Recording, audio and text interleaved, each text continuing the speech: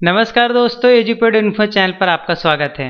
आज के इस अंक में पढ़ने जा रहे हैं हम क्लास 10th की साइंस सब्जेक्ट का अध्याय 14 यानी अध्याय 14, जिसका नाम है ऊर्जा के स्रोत। और ये चैप्टर क्योंकि बहुत बड़ा है तो इसलिए इस चैप्टर के शायद 2 या 2 से ज़्यादा भाग बनेंगे। तो पहले भाग में आज हम पढ़ेंगे जितने ज़्यादा टॉपिक हो सके उतने ज़्यादा।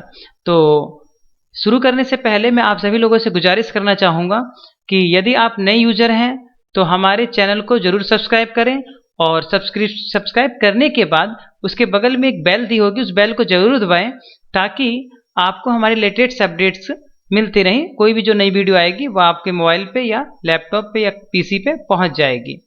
और इसके साथ ही अगर आपका कोई सजेशन हो या आप डिमांड करना चाहते हो किसी सब्जेक्ट पे वीडियो बनाने के लिए, तो इस वीडियो के नीचे एक कमेंट सेक्शन दिया गया है, उस पर आप जरूर अपनी बात रख सकते हैं। उसके regarding I will take the appropriate answer. Okay, so let's start. सबसे पहले जब हम बात करते हैं ऊर्जा के स्रोत की, तो ऊर्जा क्या होती है ये समझना बहुत जरूरी है। तो दोस्तों, ऊर्जा जो है एक ऐसा स्वरूप है प्रकृति का जो विभिन्न कार्यों को और जिसको हम कहते हैं जीवन को बनाए रखने में बहुत हमारी मदद करता है। जब हम बात करते हैं ऊर्जा की अपने जीवन में, तो सबसे पहले हमारे नज़र में जो आता है वो आता है क्या? सनलाइट यानी प्रकाश ऊर्जा, जो सूर्य से हमें मिलती है। और वही एक ऐसी ऊर्जा है जो पृथ्वी पर विभिन्न स्वरूपों में बदलती है। ठीक है, यानी सूर्य ही ऊर्जा का स्रोत है मुख्य रूप से, और उसकी ही ऊर्जा विभिन्न रूपों में, चाहे वो पेड़ पौधों में हो, चाहे वो मनुष्यों में हो, चाहे वो कोयले में हो या पेट्रोल में हो, डीजल में हो, किसी भी चीज में हो, किसी न किसी तरीके से वो ऊर्जा सूर्य से ही वहां तक पहुंची है। ठीक है, तो आइए शुरू करते हैं चैप्टर को। ऊर्जा के विभिन्न रूप हैं तथा ऊर्जा के एक रूप को दूसरे रूप में परिवर्तित किया जा सकता है। हाँ, जैसा कि मैंने आपको बताया कि ऊर्जा को हम बना नहीं सकते, नष्ट नहीं कर सकते, बल्कि एक रूप से दूसरे रूप में परिवर्तित कर सकते हैं। तो ये ऊर्जा हमें कहाँ से मिलती है, उसी को जहां से हमें ऊर्जा प्राप्त होती है उसको हम कहते हैं ऊर्जा के स्रोत। ठीक है, तो ऊर्जा के स्रोत एक लंबी अवधि तक सुविधाजनक रूप से ऊर्जा की पर्याप्त मात्रा प्रदान करता है। तो ऊर्जा की आवश्यकता क्यों है हमें? तो खाना बनाने के लिए, प्रकाश उत्पन्न करने के लिए, यातायात के लिए और मशीनों को चलाने के लिए, उद्योगों एवं कृषि में कार्य में, ठीक है, इन सभी चीजों को, वस्तुओं को चलाने के लिए हमें ऊर्जा की आवश्यकता पड़ती है। तो सबसे पहले हम बात करें कि ऊर्जा के उत्तम स्रोत के लक्षण क्या है, यानी कि ऊर्जा कई प्रकार की होती है। ठीक है, तो ऊर्जा के जो स्रोत है, सबसे अच्छा स्रोत हम किसे माने? कहने का तात्पर्य यह है कि हम कैसे पहचानेंगे कि कोई जो स्रोत है जहां से हमें ऊर्जा मिल रही है वो उत्तम किस्म की है। जैसे कोयले से भी ऊर्जा मिलती है और एलपीजी गैस से भी ऊर्जा मिलती है, तो इन दोनों में ऊर्जा का अच्छा स्रोत कौन सा है ये हमें कैसे पता चलेगा? तो यहाँ पर सबसे पहले कुछ चीजें होती हैं, लेकिन जो सबसे इंपॉर्टेंट पॉइंट है वो है कैलोरीफिक वैल्यू, यानी कि उच्च कैलोरीफिक माप। जैसा कि पहले पॉइंट में आप यहाँ देख सकते हैं, प्रति एकांक द्रव्यमान अधिक कार्य करे, उच्च कैलोरीफिक माप, यानी कि यदि किसी ऊर्जा की कम मात्रा दहन करने पर, जलाने पर अधिक ऊर्जा उत्पन्न होती है तो उसे हम ऊर्जा का स्वरूप, अच्छा उत्तम स्रोत मानते हैं। लेकिन सिर्फ यही एक चीज नहीं होगी, ठीक है, क्योंकि अगर हम ऐसे बात करेंगे पहले पॉइंट को सिर्फ मान ले 100% तो सही नहीं है। क्यों? क्योंकि हाइड्रोजन जो है सबसे अधिक ऊर्जा देता है। हाइड्रोजन के 1 ग्राम में इतनी अधिक ऊर्जा होती है कि और किसी भी चीज में जो हम रेगुलर यूज करते हैं उतनी ऊर्जा नहीं होती, यूरेनियम को छोड़कर। ठीक है, तो इतनी ऊर्जा है उसके अंदर, लेकिन हम उसको इस लायक नहीं बना सकते कि हम उसको अपने प्रतिदिन के जीवन में इस्तेमाल कर सकें, इसलिए वो एक उत्तम स्रोत नहीं है। ठीक है, तो प्रति एकांक द्रव्यमान में बहुत अधिक वैल्यू होनी चाहिए, कैलोरीफिक मान ज्यादा होना चाहिए, यानी अगर हम 1 ग्राम भी जलाएं तो बहुत अधिक मात्रा में ऊर्जा उत्पन्न होनी चाहिए, जैसा कि हमारे घरों में एलपीजी सिलेंडर में होता है। ये सस्ता और सरलता से सुलभ हो, यानी उपलब्ध हो आराम से, भंडारण तथा परिवहन में आसान हो, यानी कहीं ले जाने लाने में आसान हो, प्रयोग करने में आसान तथा सुरक्षित हो, इससे हमें कोई हानि ना हो और जान जोखिम ना हो, माल और जान की सुरक्षा पहले देखी जाती है। और पर्यावरण को प्रदूषित ना करे, ये भी एक बहुत इंपॉर्टेंट फैक्टर है। जैसे कोयला है तो कोयला ऊर्जा का स्रोत तो है, परंतु पर्यावरण के लिए हानिकारक है, इसलिए वो उत्तम स्रोत नहीं है। ठीक उसी प्रकार से ईंधन। अब ईंधन क्या है? तो वह पदार्थ जो जलने पर उष्मा तथा प्रकाश देता है उसे हम कहते हैं ईंधन। ओके, तो अच्छे ईंधन के अब गुण समझ लेते हैं दोस्तों। फिर वही जो पहला पॉइंट है कि अच्छा ईंधन वो कहलाएगा जिसकी कैलोरीफिक वैल्यू यानी कि कैलोरीफिक माप अधिक होता है और अधिक धुआं या हानिकारक गैसें उत्पन्न नहीं करता, या मध्यम ज्वलन ताप होना चाहिए, यानी तापमान बहुत अधिक ना हो जलाने का, कि ऐसा होना चाहिए कि आप एक माचिस की तिल्ली लगाएं और वो जल जाए। ठीक है। सस्ता व आसानी से उपलब्ध हो, आसानी से जले, भंडारण और परिवहन में आसान हो। लगभग वही चीज जो आपने अभी ऊपर पढ़ी है। ठीक है। अब हम बात करते हैं ऊर्जा के स्रोत के विस्तार से, कि ऊर्जा के स्रोत को मुख्य रूप से दो भागों में बांटा गया है। पहले पारंपरिक ऊर्जा के स्रोत और दूसरा गैर पारंपरिक ऊर्जा के स्रोत। जब हम पारंपरिक ऊर्जा के स्रोत की बात करते हैं तो जो स्रोत यानी जो ऊर्जा हम इस्तेमाल करते आते हैं अभी बहुत पहले से, जैसे जीवाश्म ईंधन हो गया, इसमें कोयला, पेट्रोल, डीजल, केरोसिन ये सब, और तापीय विद्युत संयंत्र में यानी कि ऊष्मा उत्पन्न करके, ताप उत्पन्न करके भाप बनाकर विद्युत बनाना। ठीक है, ये, और जल विद्युत संयंत्र और जैव मात्रा यानी बायोमास और पवन ऊर्जा, ये सारे पारंपरिक स्रोत हैं। ठीक है। और वैकल्पिक या गैर पारंपरिक स्रोत कौन से होते हैं?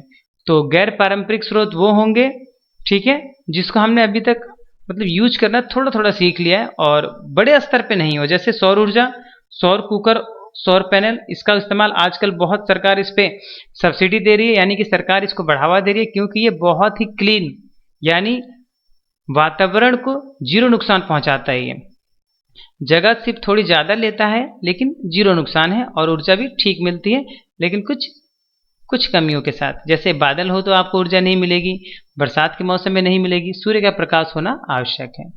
समुद्रों से ऊर्जा यानी ज्वारीय, तरंगीय, महासागरीय, और भूतापीय ऊर्जा यानी कि भूमि के अंदर जो गर्मी होती है उसकी वजह से पानी गर्म हो जाता है भाप के रूप में, और उस गर्म पानी का इस्तेमाल हम कर लेते हैं बिजली उत्पन्न करवाने में।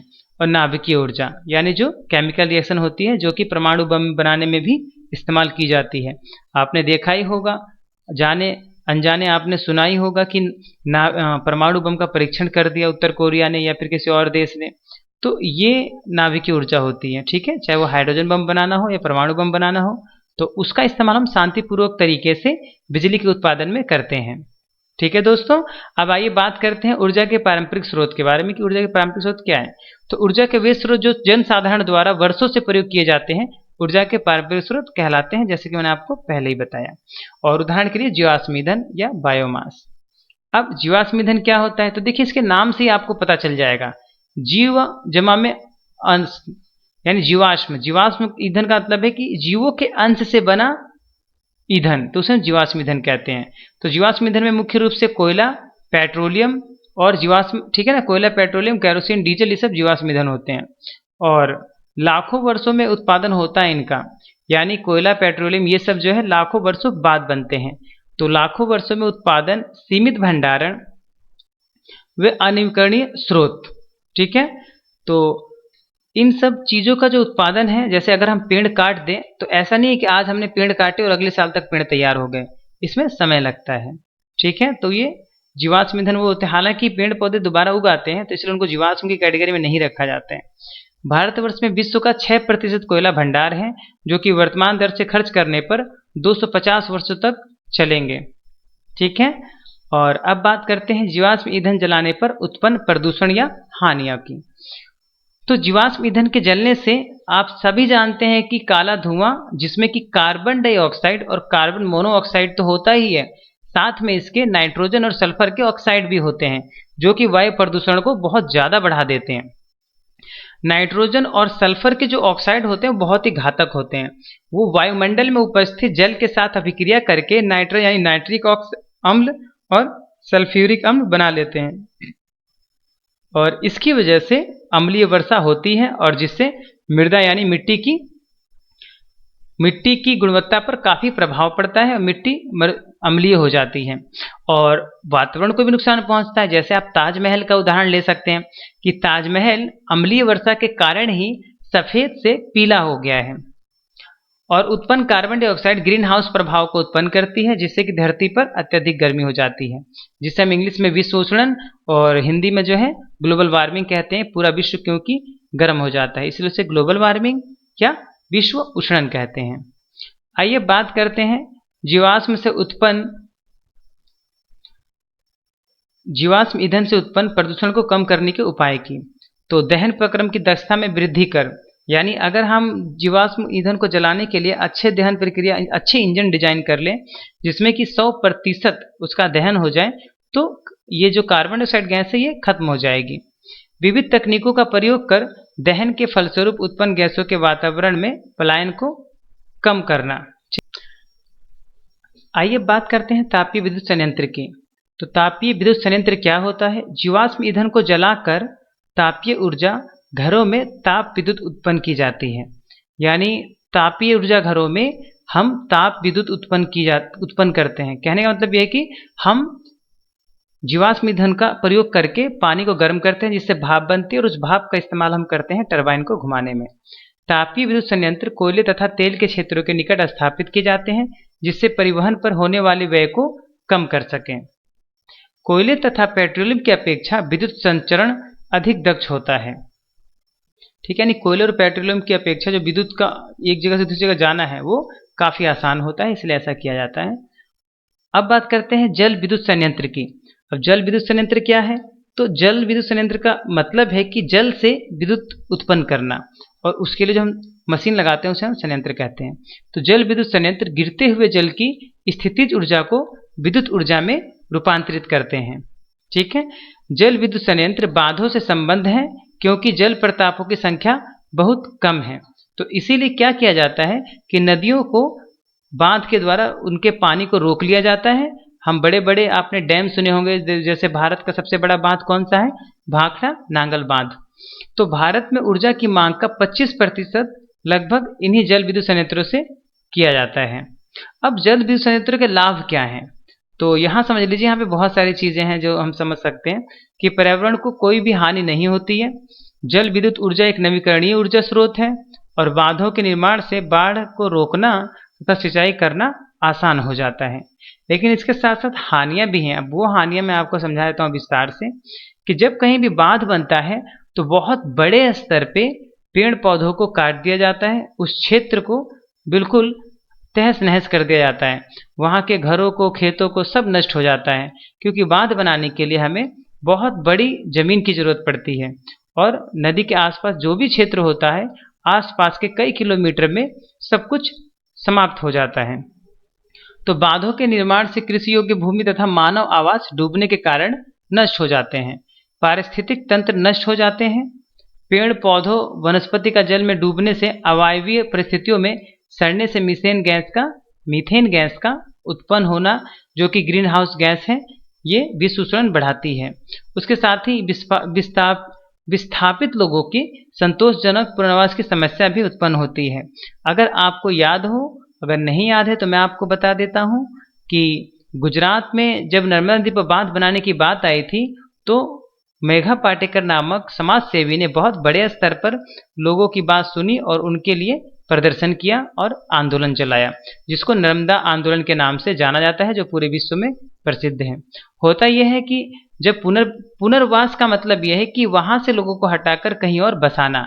ऐसा होते समय लोगों का बहुत नुकसान होता है, क्योंकि उनकी एक तो उनका रोजगार छिन जाता है, दूसरा उनके रहने के लिए जो जगह मिलती है वहाँ पे सारी सुविधाएं नहीं दी जाती, और साथ ही वो उतनी उस हिसाब से रियायत नहीं दी जाती है जिस हिसाब से उनका ठीक है मिलना चाहिए। तो यही प्रॉब्लम है कि पुनर्वास में बहुत सारी समस्याएं आती हैं। तो इससे ये बहुत बड़ी हानि है, लोगों का घर छिन जाता है, रोजगार छिन जाता है, ये सबसे बड़ी हानि है बांध बनाने की। यहाँ पर देखिए एक बांध का ठीक है डायग्राम दिया गया है कि किस प्रकार से विद्युत संयंत्र में विद्युत पैदा की जाती है। देखिए सबसे पहले हम यहाँ पे बांध बनाते हैं, और ये जो नदी का जल है उसको ठीक है रोक लिया जाता है, और रोकने के बाद यहाँ एक गेट है, देखिए नीचे की तरफ, जिसे जल कपाट कहा गया है। क्या होता है कि ये जल कपाट ठीक है हटाते ही यहाँ से पानी गुजरता है बहुत रफ्तार में, बहुत स्पीड में, बहुत प्रेशर के साथ, और वो यहाँ पे जनरेटर लगा होता है, उसको घुमाता है। उसके ये जो डायने हैं, टरबाइन है, वो पानी जब आता है तो इसको बहुत ही तेज रोटेट करता है, और जब इसको घुमाता है रोटेट करता है तो इसमें जो जनरेटर है वो घूमता है और विद्युत उत्पन्न करता है। ठीक है, और वो विद्युत कहाँ चली जाती है, लाइन में, पावर लाइन में, और वहाँ से ट्रांसफर कर दी जाती है कहीं और को, और ये जो पानी है वापस नदी में ही छोड़ दिया जाता है। ठीक है, तो इस तरह से पानी जो है वापस नदी में आ जाता है, लेकिन इन सारे प्रोसेस को करने के बाद इससे दोस्तों ये भी होता है कि आगे की नदी सूख जाती है। जब हम पानी रखते हैं बहुत लंबे समय तक बाद में, तो आगे का जो पानी है नदी का वो कम हो जाता है, जिससे कि जीव जंतु समाप्त हो जाते हैं आगे की नदी में। ठीक है, तो ये तो थी हानियां। आइए बात करते हैं ऊर्जा के पारंपरिक स्रोत के उपयोग के लिए प्रौद्योगिकी में सुधार। दोस्तों ये वीडियो बड़ी हो रही है तो मैं इस वीडियो को यहीं पर समाप्त करता हूँ। ठीक है, और नेक्स्ट वीडियो में मैं आपको इसका सेकंड पार्ट पढ़ाऊंगा, जिसके अंतर्गत हम इस पूरे चैप्टर को कवर करेंगे। तो यदि आपको ये वीडियो पसंद आई हो तो प्लीज़ हमारे चैनल को सब्सक्राइब करें और इस वीडियो को शेयर और लाइक करना ना भूलें। और अगर आप नए यूजर हैं तो सब्सक्राइब करने के साथ साथ बेल को ज़रूर दबाएं, ताकि आपको हमारे लेटेस्ट वीडियो के द्वारा अपडेट्स मिलते रहें और आप हमारी वीडियो के द्वारा पढ़ते रहें और आगे बढ़ते रहें। अपना बहुमूल्य समय देने के लिए धन्यवाद। मिलते हैं नेक्स्ट वीडियो में। नमस्कार।